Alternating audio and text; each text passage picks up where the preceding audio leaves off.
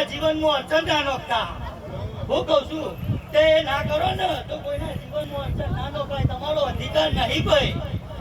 હું કહું છું હવે કોઈ શું ગોડું બનાવું છું અને બોલું એટલું બરફ પાર પાડું છું ભાઈ. તે જેડી વગાડો રાવણ દેવ હું તમારી ફૂલભાઈ નોકરી માં થાય ભાઈ.